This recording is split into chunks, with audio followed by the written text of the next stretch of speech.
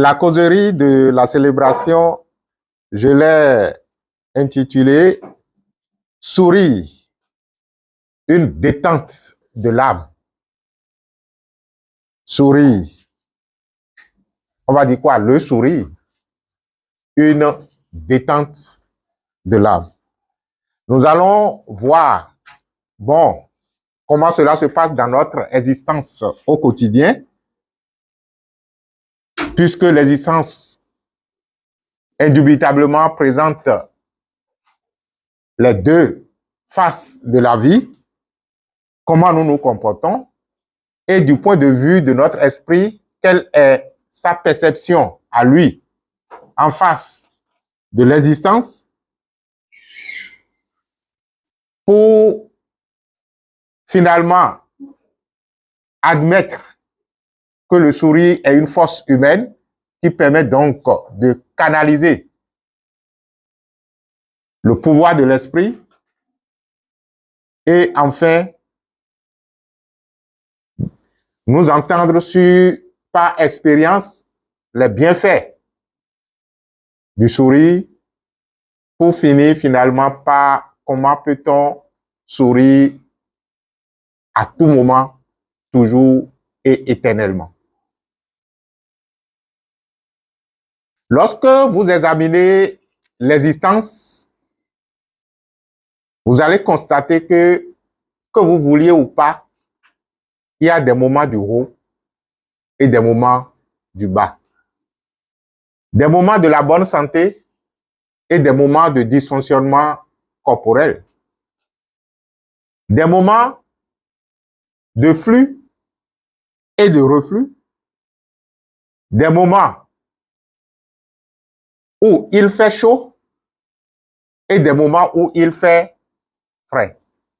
On dira tout simplement des moments où nous qualifions de mauvais et des moments que nous qualifions de bons. Encore que le concept du bien et du mal est un concept illusoire. Illusoire parce que ce n'est jamais objectif. Si c'était objectif, la chaleur d'aujourd'hui devrait être la chaleur d'hier et la chaleur d'après-demain. Et partout. Et pourtant, si vous sortez des pôles avec moins 50, moins 70 degrés, quand vous allez vous retrouver à 0 degré qui est en fait la température du frigo, vous allez commencer par dire qu'il fait chaud ici qu'au pôle. Ce qui veut dire donc que ce que je qualifie aujourd'hui du bien et dans mon contexte peut être le mal ailleurs. Et vous allez constater que la culture humaine ne fait que nous prouver ça. Ce que vous admettez chez vous comme bien est banni ailleurs comme étant mauvais. Par conséquent, on pourra tout simplement dire que ce sont nos perceptions qui déterminent ce que la nature, elle appelle le flux et le reflux. Vous savez pourquoi l'existence est conçue par l'alchimiste universel, le grand alchimiste ainsi, parce que justement, lui, étant ce qui est, a besoin donc de se faire voir, de se démontrer. Et quand ce qui est a besoin donc de couvrir un espace, il est obligé lui-même là de créer une, je vais dire quoi, une non-présence de lui-même. Pour pouvoir dire maintenant, bon, je vais couvrir. Parce que si, entre-temps, dans la globalité du tout, ce qui est se sentait être présent partout, il ne pourra plus justifier le fait qu'il faut couvrir cet espace. Donc, dans sa globalité et dans son universalité, dans son omniprésence, il a introduit un schéma. Un schéma qui, dans l'infinie potentialité qu'il est d'accomplissement de toutes choses, il peut accomplir le nom de lui-même. Ça, c'est l'ésotérisme. Hein? Et la seule chose que les êtres humains ont à faire, c'est de comprendre le schéma universel de la création. À moins de pouvoir se créer son espace à lui qui n'obéit pas à ce principe, à cette règle. Vous avez une maison, vous êtes le père de la famille. Avant même la création de la maison, vous avez instauré des principes et des règles. Et c'est de ces principes et règles que les enfants sont engendrés. Il y en a qui se disent intelligents et qui viennent et qui disent, moi, je ne vais pas obéir à ce qui m'a engendré.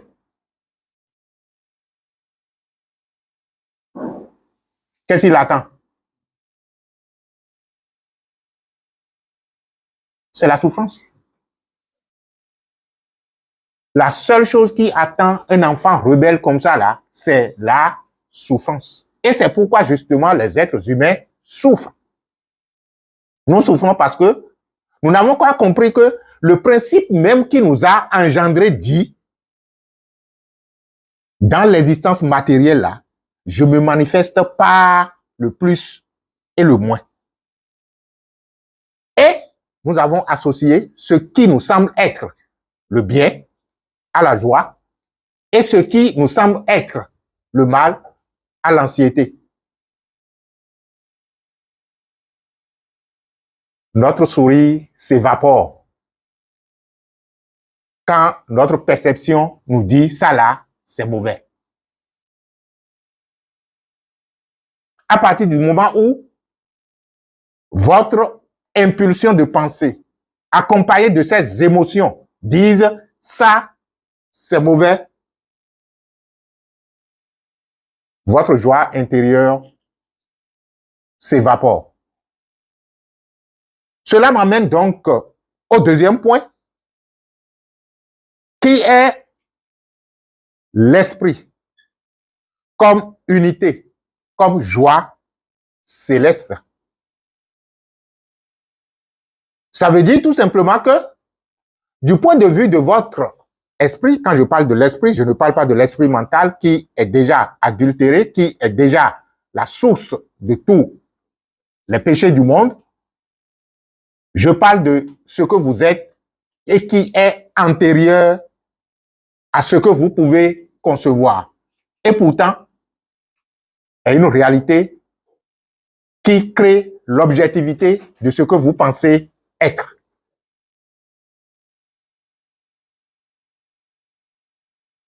Lui, il dit quoi? Il dit, je suis l'unité. Je suis dans le bien, je suis dans le mal. En fait, je suis dans ce que vous appelez le bien, puisque pour moi, ce ne l'est pas. Et je suis dans ce que vous appelez le mal, puisque pour moi, ce n'est nullement mauvais. Il y a tout simplement que j'ai décidé de rabaisser ma fréquence pour pouvoir donc me partager encore, me retourner encore. En fait, le mouvement est inhérent à ça. S'il n'y avait pas ça, aucun mouvement ne serait possible. Vous avez deux pieds, non? Décidez toujours de mettre c'est-à-dire vous choisissez le pied gauche, par exemple, et vous dites que c'est lui qui va toujours rester en avant. Ce serait de la marche. Ça, on va appeler ça marche unijambiste. Ah, c'est dans les dessins animés. Vous ferez mieux de voler. Là encore, il fallait avoir deux ailes. Cela veut dire que l'équilibre ne peut être obtenu que lorsque les deux, soi-disant positifs et négatifs, flux et reflux, chaud, froid, jour et nuit, s'embrassent. Et formidablement et naturellement, l'un se retrouve dans l'autre.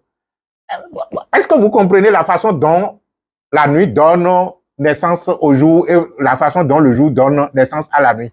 C'est justement parce que le jour porte en lui la nuit et la nuit porte en elle le jour. Donc, elle engendre. Bon, c'est vrai que sur le plan mécanique, on dira que c'est la Terre qui tourne autour du Soleil, donnant l'une de ses faces à l'autre et tout le reste. Mais c'est un phénomène cyclique. Et il serait très difficile de dire avec exactitude, voilà là où le jour commence et voilà où la nuit commence. Il en est de même lorsque vous passez d'une année à une autre. 31 décembre, 1er janvier, qui vous a dit que c'est quand il sonne 0 heure chez vous là que la nouvelle année a commencé? Pendant qu'il sonne 0 heure chez vous, il est en train de sonner 10 heures quelque part.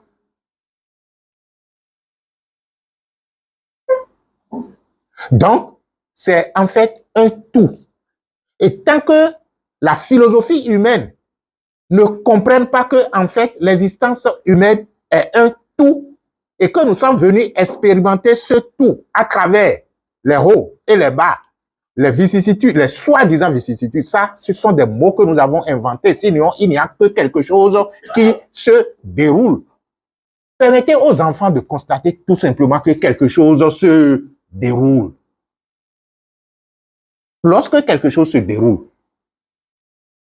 laissons la chose se dérouler parce que vous n'avez pas le pouvoir d'arrêter le déroulement de la chose.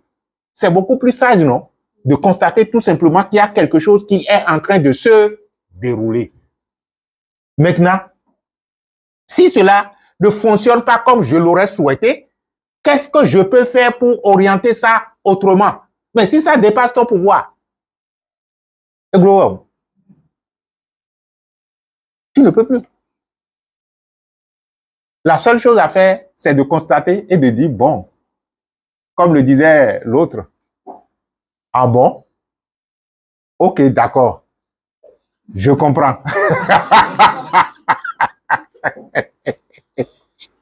On n'a pas le choix. C'est ce que je suis en train de nous dire, en fait.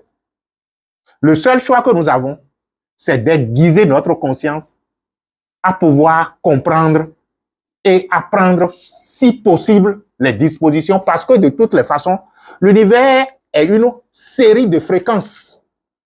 De telle sorte que la fréquence à laquelle vous êtes en train de vibrer, c'est à cette fréquence que se rapportent les soi-disant événements et existences que vous vivez. De telle sorte que quand quelqu'un va s'élever à un autre niveau de fréquence, il vivra les événements de cette fréquence-là. Il y a un maître qui dit, il y a deux façons d'être heureux dans ce monde. Vous voulez savoir les deux façons? Pour faire le choix, c'est ça?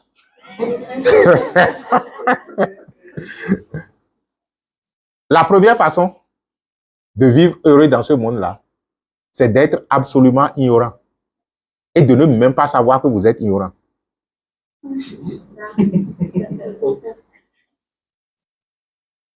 Je vous donne un exemple.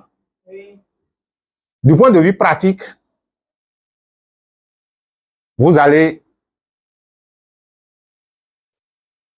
vous habituer à endormir votre conscience. De telle sorte que ni bien ni mal au passant, vous ne ressentez pas. Vous voulez que je vous donne une technique? Prenez de l'alcool et dormez. Vous ressentez encore quoi? Quelle souffrance? Ah oui, mais c'est une façon aussi. Vous avez au moins un temps de paradis, non, que vous vivez. Le temps de revenir et de constater que, ah, attention, les problèmes sont encore là. Bon, il faut prendre encore un verre. Sans souci, les gars.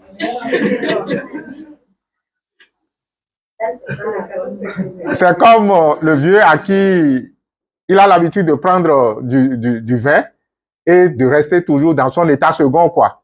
À un moment donné, il était malade, il est allé à l'hôpital et finalement, on lui a dit, ah, vieux, si tu veux continuer à vivre là, tu dois arrêter de prendre de l'alcool. Donc, il prenait 20 whisky et tout le reste. Et il a dit, ah, arrêtez de prendre de l'alcool. Comment je vais faire et tout le reste?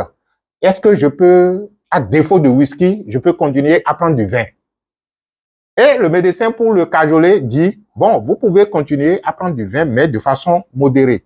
Ce que je vous conseille, c'est de ne pas prendre plus, c'est-à-dire de prendre juste un verre. Il a dit, OK, je vais m'efforcer. Ces enfants ont été informés, on a voulu rééduquer le vieux pour qu'il puisse donc cesser de boire. Il a dit, OK, d'accord, je ne vais plus prendre du whisky, mais le médecin m'a autorisé à prendre un verre du vin.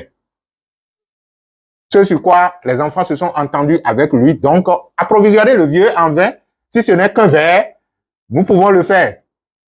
Mais quand le vieux se lève le matin, il prend son verre, il remplit ça du vin et il dit, le médecin m'a dit de prendre un verre. Il finit de prendre à la maison, il sort dans la buvette d'à côté, il prend également un verre et il dit, le médecin m'a dit de ne prendre qu'un verre. Quelques instants après, il se pointe encore ailleurs et le médecin a dit quoi? De ne prendre qu'un verre. Finalement, il a toujours continué à maintenir son état parce que justement, le seul verre qu'il prenait ne lui permettait pas d'atteindre l'état d'insouciance pour pouvoir continuer à être heureux. Ça, vous choisissez cette façon-là? Ça vous intéresse? Bon, vous voulez la seconde façon? Vous êtes sûr que si je vous la donne, vous allez pratiquer ou bien vous allez laisser?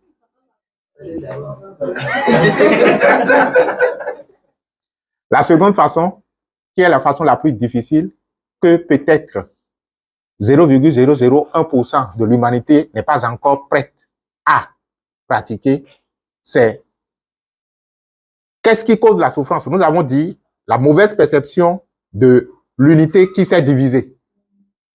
Pour pouvoir donc retrouver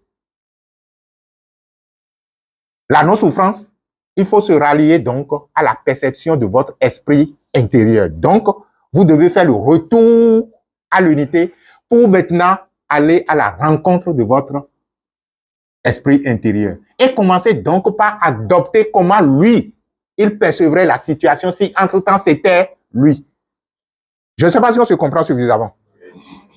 À des moments donnés, quand moi, ça me dépasse, je reste là, je dis, waouh, toi là, tu es là-bas. A-t-on dit? Mais c'est encore toi qui es ici parce que il arrive des moments où quand tu n'es plus là, le corps même là se retrouve dans une situation d'incapacité à bouger. Donc, par conséquent, la vie, même si ce n'est pas totalement toi, il y a une projection de toi qui est ici. Mais voilà ce que je vis. Mais, et si c'était toi, qu'est-ce que tu allais dire de ça? Je ne sais pas si on se comprend. C'est-à-dire que moi, je vois que c'est mauvais. Ça me fait souffrir. Parce que on s'est entendu, tu as dit, toi là, tu vas rester là, ici, dans cette existence-ci. Mais si c'était aussi facile que ça, l'intégralité du toi aurait descendu. Au fait, c'est une façon de parler, hein, sinon c'est encore lui. Maintenant, passe-moi au moins façon dont toi là, tu vois. En me passant la façon dont toi tu perçois, je percevrai de telle sorte que je ne vais plus alors souffrir.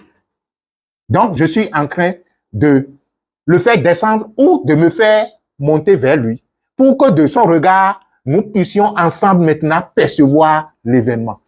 Et c'est comme ça que vous allez constater qu'en vous unissant à votre être intérieur, ce qu'on appelle l'image et la ressemblance de vous, ce qu'on appelle la vie en vous, vous allez commencer par percevoir la chose autrement. Un exemple de comment les choses se transforment si, entre-temps, on adopte de telles perceptions, c'est ce que vous avez entendu parler dans la Bible ou dans le Nouveau Testament comme étant la noce de Cana. Quand, à un moment donné, il n'y avait plus de vin, la fête était gâtée. L'anxiété de la perception humaine, on dirait tout simplement que nous manquons de quelque chose qui nous faisait sourire, qui nous faisait manifester la joie, qui nous faisait ci ou ça. Mais quand la mère de Jésus s'est rapprochée de Jésus pour lui dire, ils n'ont plus de vin, quelle a été la perception de l'esprit que représentait Jésus? Quand je dis l'esprit, la vie en unité. Il a dit, femme, qu'y a-t-il entre toi et moi? Ce n'est pas encore le moment pour moi. Traduit de façon ésotérique, ça veut dire tout simplement, toi, tu as vu que du vin a manqué. Mais ce n'est pas de ton rôle, toi, dans telle limitation, de comprendre ce qui se passe parce que quand mon heure va sonner, je vais déployer ce que je suis pour que ce qui semble être le manque soit donc l'abondance. Parce que justement, c'est dans mon dessein de faire, de créer de façon illusoire ce manque-là pour qu'en me déployant, je puisse donc combler cet espace à être abondant. C'est ce qui me permet donc de justifier que je suis véritablement l'abondance. Et quand il lui a dit ça, la mère n'a d'autre choix que de dire, bon, si c'est ça, je me range. Si il vous dit quelque chose, faites-le. C'est la reconnaissance du pouvoir de votre esprit intérieur. Vous, nous, existants matériels, nous devons reconnaître le pouvoir de notre esprit intérieur lorsque les soi-disant événements que nous qualifions de mal se produisent devant nous. Je ne sais pas si je suis en train de vous arriver, de vous amener à comprendre le jeu de l'existence. C'est pourquoi je dis, les premiers pécheurs dans cet univers matériel, ce sont ceux qui se disent chefs religieux et tout le reste. Parce que si les textes sacrés étaient véritablement expliqués, l'humanité ne serait pas à cet état de conscience. Nous avons remis la gestion de l'humanité à des enfants. Des gens qui n'ont aucune connaissance, mais qui se prévalent être ceux qui doivent nous diriger. Et voilà là où on en est. Nous avons forgé une culture qui est une culture de décadence. Et on ferait mieux de se prendre très tôt au sérieux. Bon, je sais, le collectif ne se prendra jamais au sérieux. Donc, chacun individuellement doit commencer par se prendre au sérieux. Donc, l'histoire de Noces de Cana, ça veut dire tout simplement que moi, existant matériel, je dois reconnaître le pouvoir de mon esprit en arrière-plan de tout événement et permettre à mon esprit de jouer le jeu dans lequel nous nous sommes inscrits, c'est-à-dire que créer du manque, couvrir le manque, créer le manque, couvrir le manque, créer le manque, couvrir le manque, en tout domaine. Parce que lorsque ça se crée et qu'on reconnaît que c'est un jeu de son pouvoir intérieur, le pouvoir intérieur se met en mouvement comme dans l'histoire de Noces de Cana. Il dit, ok, d'accord, je m'écliste, faites ce qu'il vous demande. Et là, l'esprit intérieur a dit, remplissez-moi ces jarres d'eau. Et quelques instants après, l'eau est devenue du vin. Et quel vin encore? Du vin de bonne qualité. Et lorsque les gens ont goûté ce vin, ils ont dit, ah, comment on peut garder ce vin jusqu'à la fin de la fête? C'est ainsi que lorsque nous permettons à notre esprit intérieur de participer au jeu de l'existence, la transformation issue de notre être intérieur vient couvrir tous les besoins de notre existence. En tout cas, l'eau sera transformée en vin. L'eau veut dire tout simplement une expérience pâle, une expérience qui n'a pas de goût. Mais le vin, n'abusez pas comme le vieux. Hein. Le vin, c'est le symbole de la connaissance.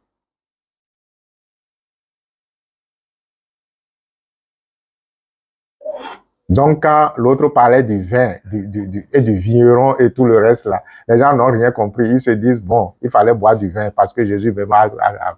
Qu'est-ce que ça veut dire? Ça, c'est une bêtise. Et lorsque on va se retrouver dans un contexte où, disons, la boisson de fête n'est pas du vin, et c'est du sorabi, par exemple. Donc, Jésus même a bu du sorabi.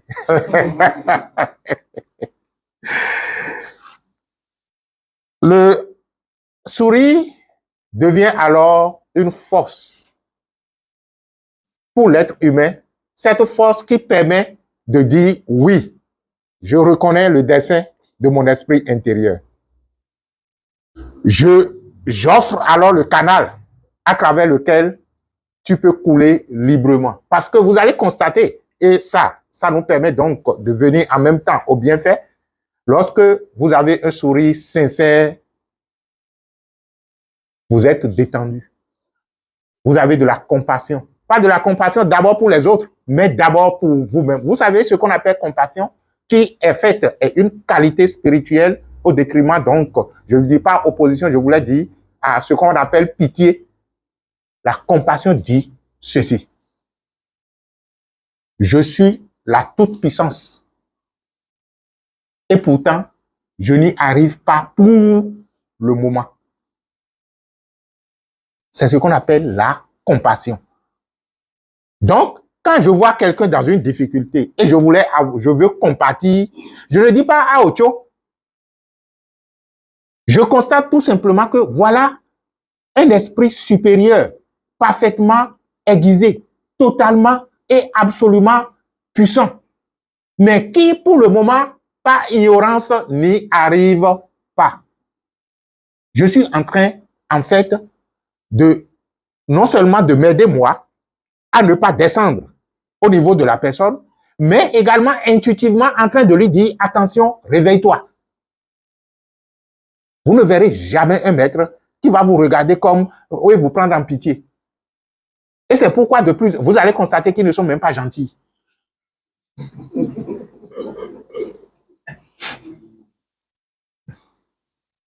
Vous allez les critiquer, mais ils ne sont pas gentils. C'est pourquoi de plus en plus, moi-même, je vais cesser d'être gentil. Parce que la seule façon d'être comme l'autre, c'est de commencer par être comme lui. Si les bêtes ne sont pas gentils et que je veux l'être, je commence par cesser d'être gentil. Ah.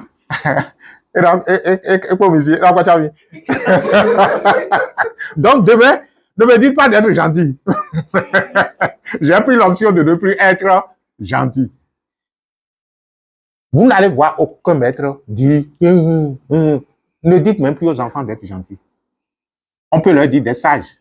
La sagesse consiste à avoir du discernement et à choisir d'agir en cas de nécessité et de ne pas agir s'il ne fallait pas agir. Donc, lorsque j'arrive à cultiver la force du sourire, à partir donc du sourire intérieur, ce n'est pas les souris, genre, c'est le maître Gosson qui dit techniquement honnête et émotionnellement malhonnête. C'est-à-dire que en face de la personne, tu essaies de faire des grimaces comme quoi tu es gentil avec lui. Vous voyez les dégâts déjà d'être gentil. Tu essaies de sourire alors que intérieurement, tu es en train donc de lui tendre des pièges, de lui poser donc assez de difficultés. Ça, vous ne pourriez jamais être compatissant ou canaliser la force de votre être pendant que vous vous comportez comme ça, parce que quand ça va quitter là-bas, ça viendra rencontrer votre obstacle intérieur qui n'est pas là, qui n'est pas sincère. Donc, pouvoir sourire, c'est déjà être compatissant envers soi. Puisque, en fait, qu'est-ce qui fait qu'on est anxieux? C'est quand on se retrouve dans des situations qu'on n'arrive pas à régler, lorsqu'on est stressé. Mais si, entre-temps, je me rappelle que j'avais le pouvoir de tout régler et que pourtant, je n'y arrive pas maintenant, me basant au moins sur ce pouvoir absolu à moi, je peux d'abord sourire, non? Pour dire, le moment viendra où je pourrai. Et le simple fait de commencer par se ressentir être l'absolu, l'infini en face de la limitation, je me sens absolument infini en face de la limitation que je n'arrive pas encore à solutionner. Ça vous donnera naturellement le sourire. Je vais vous donner une technique pour retrouver le sourire. Vous en voulez? Quand vous avez les pires problèmes du monde là, Réalisez que, en fait, en vous se trouve un pouvoir. Et mettez-vous devant le miroir. La première des choses, c'est que vous allez commencer par pleurer. Si, entre-temps, la situation nécessite des pleurs, laissez les larmes couler. Même récemment, moi, j'ai pleuré. Donc, il n'y a aucune force à dire. C'est ce qu'on a, ce qui a fait que on a pris le pouvoir chez les femmes parce qu'on a estimé que eux, ils expriment leurs émotions et tout le reste, donc ils ne peuvent pas gérer. Mais maintenant qu'on a pris le pouvoir de la société, qu'est-ce qu'elle est devenue? Donc, à des moments donnés, je rentre, la fois passée, ça m'a fait tellement rire. Je vivais une situation que je traitais avec tous les stress du monde et tout le reste. J'étais à la banque, je voulais prendre de l'argent quand une information supplémentaire est venue pour pouvoir donc foncer encore le clou. Et je me suis dit, mais quelle est cette histoire-là? Donc, je devrais faire des appels à gauche et à droite pour régler certaines situations. Mais qu'est-ce que j'ai fait? Je suis sorti d'abord de la banque, je suis rentré dans mon véhicule et j'ai pris quelques temps pour couler d'abord des larmes. Après, j'ai essuyé, j'ai fermé encore. Et je me suis proposé encore devant le guichet pour prendre l'argent. Donc, vous allez vous mettre devant le miroir et vous commencez par ressentir votre incapacité à pouvoir régler la situation. Si des larmes arrivent, pleurez. Mais vous allez constater qu'au fur et à mesure que vous constatez que, en fait, de toutes les façons, vous êtes infini et que cela ne peut être discuté, les pleurs commencent par disparaître et vous commencez par sourire tout simplement. Vous allez sourire. Vous pouvez même rire s'il le faut. Donc, que chaque être reconnaisse, je vous l'ai dit, que, en fait, la limitation que nous avons créée, l'incapacité que nous avons créée, est un jeu de notre esprit intérieur. Et c'est ça qui lui permet de se déployer. S'il n'y avait pas cette incapacité humaine, le divin n'aura pas sa raison d'être. C'est pourquoi l'humain est limité et ne peut être que limité. Cela permet au divin de justifier son infinité. Alors, si cela permet au divin de justifier son infinité, l'humain doit pouvoir se donner le courage et la force de permettre à ce divin de couler de son siège vers l'espace humain qui semble être l'espace d'incapacité. C'est seul le sourire qui peut vous permettre cela. Je souris à moi-même. Je souris à la vie. Je souris à la situation parce que je comprends maintenant que la situation elle-même là est en train de servir une cause. Laquelle? La cause de mon esprit supérieur. La cause de ce que je suis être. Et si tel est le cas, je le laisse se déployer. Et pour le laisser se déployer, il faut que le canal soit clean. Je lui laisse de l'espace. Sinon, il va se bloquer.